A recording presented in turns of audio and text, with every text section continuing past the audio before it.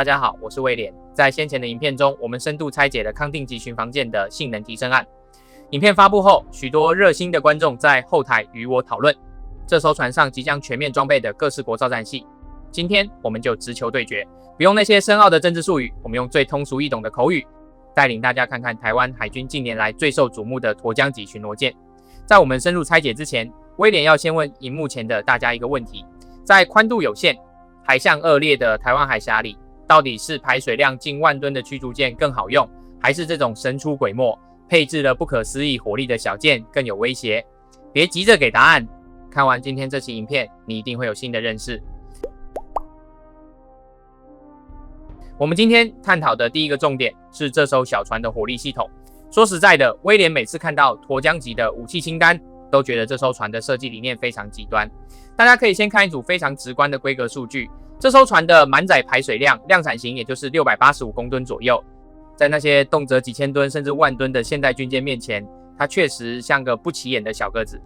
但就是这个小个子，在甲板底下却隐藏毁灭性火力。在最常规的配置下，量产型沱江级装备了8枚次音速的雄风2型反舰飞弹，4枚超音速的雄风3型反舰飞弹，以及整整16枚海剑2型中程防空飞弹。而到了第二批次，也就是自丹江军舰起，设计人员为了进一步强化超音速打击能力，对内部空间和重心进行了优化，将火力配比调整为4枚雄2与8枚雄3，而防空飞弹依然维持16枚海剑2。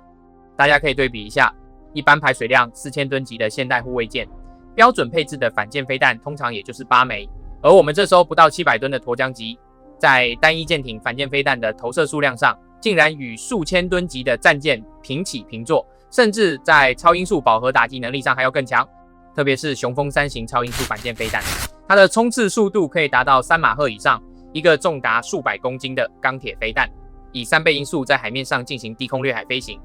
敌方的雷达在波浪噪声和海面反射的干扰下，反应时间会被压缩到极限。除了进攻，这艘小船在防空上也配置了16枚海剑2型防空飞弹，这是中科院将陆基天剑2型海计划的重要成果。搭配桅杆顶端那颗由中科院研发的海风眼雷达，这是一颗旋转型3维相位阵列雷达，能为这艘小船撑起一把半径数十公里的防空自卫伞。在舰桥上方，第一批次装备的是法国泰雷兹的射控雷达，而到了第二批次，则升级为意大利里奥纳多生产的双频射控雷达。这台雷达除了负责在恶劣天气下进行中长距离的目标获取，还能够提供超高的跟踪精度，专门用来对抗那些贴着海面飞过来的超低空反舰飞弹或无人机。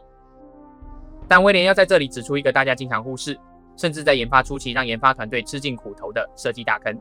在最初的规划中，海军高层对沱江级的定位其实是一个全能保镖，他们希望这艘小船不仅能防空、能反舰，最好还能跑去反潜。于是，在原型舰沱江军舰的设计中，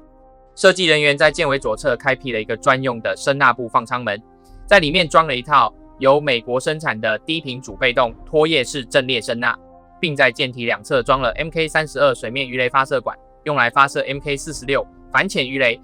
听起来是不是很完美？一艘500吨的小船，居然具备了3维立体作战能力。然而，当原型舰实际下水测试时，沱江级采用的穿浪型双船体设计，在高速航行时，2个片体与中间的悬空拱体之间会吸入大量的空气，并在船底制造出密密麻麻、铺天盖地的气泡幕。更要命的是，这艘船在船尾安装了4具大功率的水喷射推进器。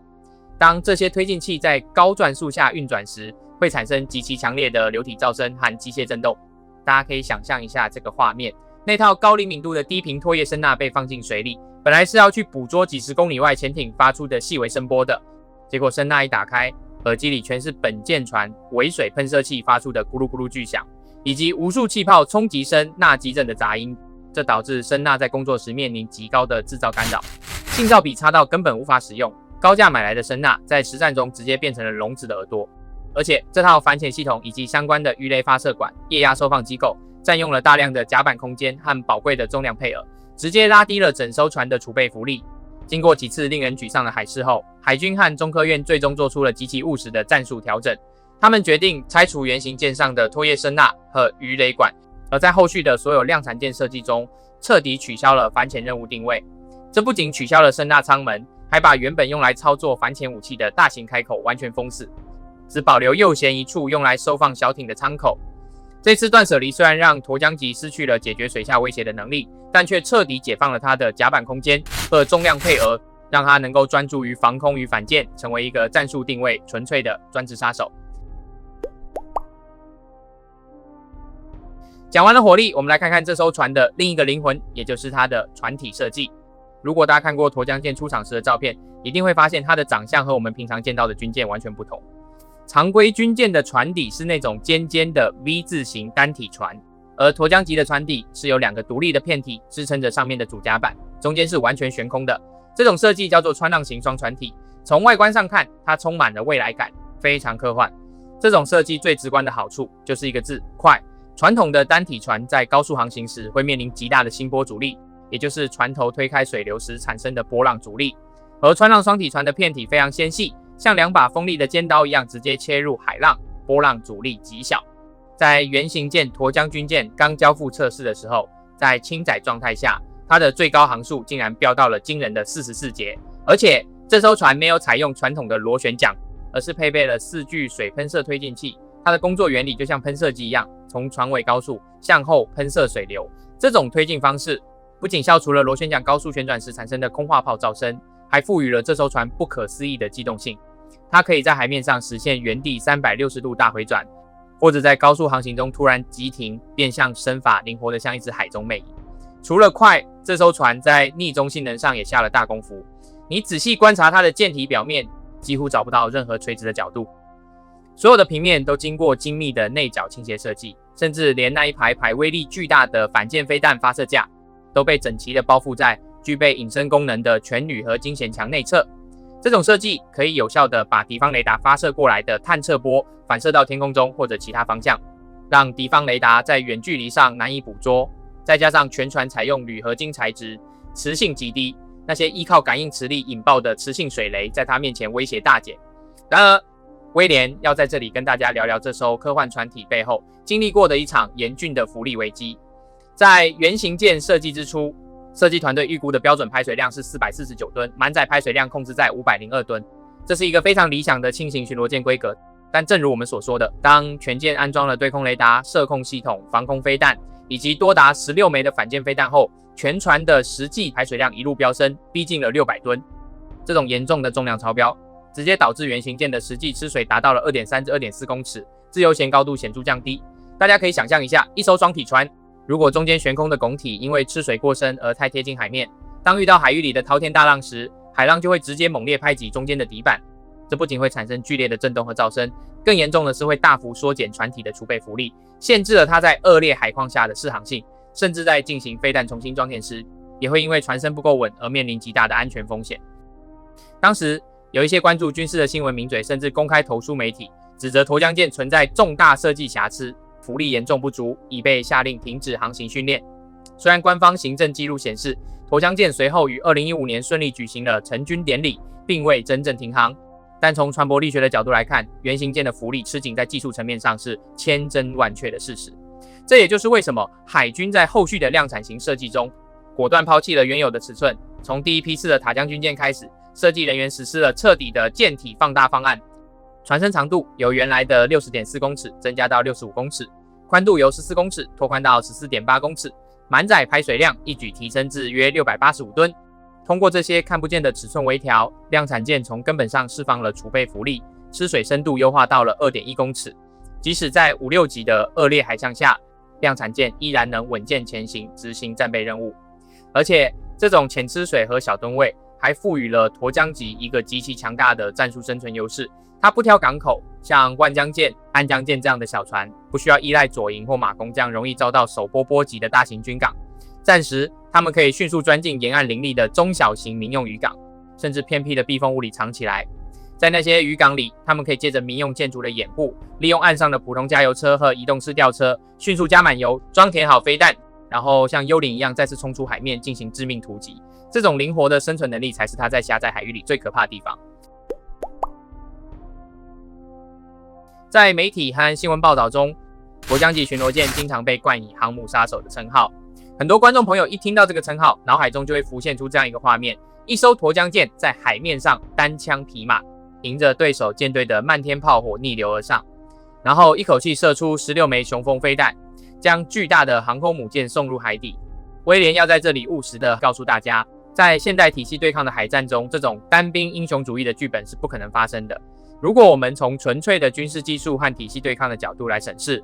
沱江级要发挥出航母杀手的威力，背后有着极其严格的技术局限性和战术前提。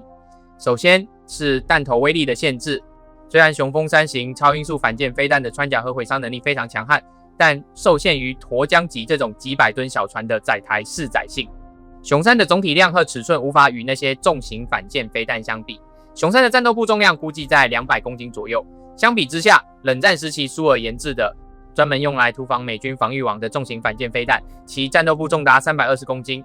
对于一艘排水量数万吨、拥有严密水密隔舱、含厚重装甲的现代航空母舰而言，200公斤级的战斗部单发命中造成的破坏力是相对有限的，很难做到一发沉没。要真正瘫痪一艘航母作战能力，必须依靠多枚飞弹协同命中。其次是对外部资料链的绝对依赖。大家可以想象一下，地球表面是有曲率的，受限于沱江级极矮的桅杆高度，它本舰配备的平面搜索雷达，对海面目标的视距探测范围很难突破40公里的地平线限制。而雄2和雄3的射程远远超出了本舰雷达的视距，这意味着如果只靠沱江级自己，它在40公里外就是个盲人。他要想实施超视距的饱和打击，必须高度依赖大成战术数位资讯链路，或者空中的预警机等友军单位在暗中把实时的目标坐标塞给他。在这种体系支撑下，沱江级不需要自己开雷达暴露位置，他只需要像魅影一样静默潜伏在暗处，一直接收数据，等到目标坐标锁定，他只需要按下发射键，飞弹就会自动飞向地平线外的目标。那么这一套强大的体系力量，以及沱江级从一指蓝图到12艘舰艇全数归位的研发历程，到底是怎么走出来的呢？这是一段长达17年、充满争议但也极具韧性的自研故事。故事的起点要回到2009年，当时正式启动了名为训海计划的建案。当时外界对于自主研发双体船充斥着质疑，预算也几度遭到冻结。为了解决新型电子设备和武器系统在大型军舰上直接测试的风险，研发团队在2018年做出了一个非常聪明的决定。他们与隆德造船厂合作，建造了一艘吨位仅有80吨的穿浪型双船体海上测试载台，命名为光荣之星。这艘80吨的小船成为了沱江级量产成功的幕后工程。在后续的2年里，光荣之星承担了多项核心电子装备的先导海试任务。第一是电磁逆中雷达的验证。2019年7月，光荣之星拆除了原有的雷达，换装了全新研制的低截获率导航雷达。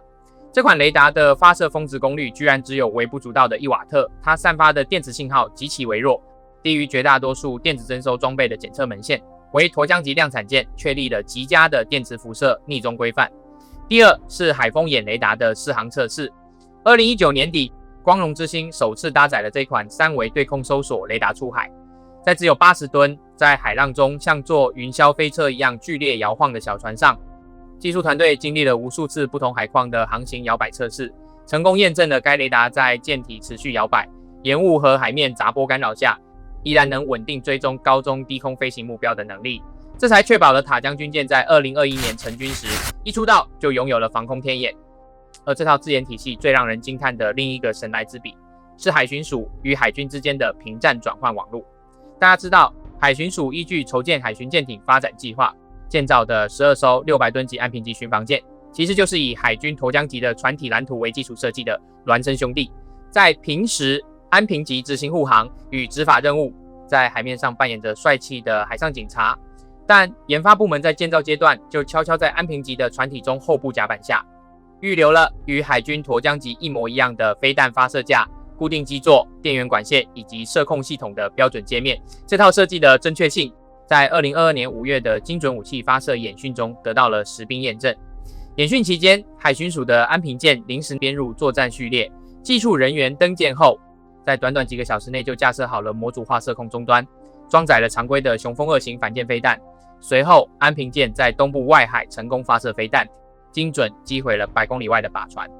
这证实了这套平战转换机制完全不是纸上谈兵。暂时，这12艘执法的海巡船可以在极短时间内变身为实力强悍的第2海军导弹突击舰。从2009年启动到后续舰陆续完成交船，研发部门花了10多年时间，克服了技术封锁，最终建立起了这套从感测器、资料链中枢、拦截弹药到载台的完整自研闭环。这意味着战时系统如果遭遇强烈干扰或威胁特征的变化，技术团队能够自主及时的修改射控演算法，升级飞弹巡标器，而不需要等待外方漫长的出口许可与技术支援。这种战系自主性才是未来持续作战免于被外部供应链切断的核心基石。当最后一艘后续舰缓缓驶出船坞，12艘海上金刚的拼图正式完成，这代表着防卫的战术局势已经发生了微妙的质变。任何人在动念之前，都必须在算盘上好好算一算自己的防御系统能否承受得住这12艘隐身突击舰。如果答案是无法保证，那么这12艘不到700吨的小船就完成了他们最伟大的使命，用最低的成本实现了最实在的威慑。支持这种务实、理性且具备不对称优势的国防科技发展，就是支持我们自己的未来。在这里，威廉想向荧幕前的大家发起一个特别的讨论：如果你是一名新兵，你愿意登上这艘火力强悍的沱江级战舰服役吗？在你心目中，为了应对未来的防御挑战，我们下一步最需要自主研发的装备是什么？是更隐形的微型潜艇，还是能够搭载无人机群的海上无人母舰？欢迎大家在留言区留下你们务实理性的看法。如果你喜欢威廉这种用参数和逻辑来拆解军事装备的深度科普影片，欢迎按赞、订阅并分享给你的朋友。我是威廉，感谢大家对自主防卫科技的支持，我们下一期影片再见。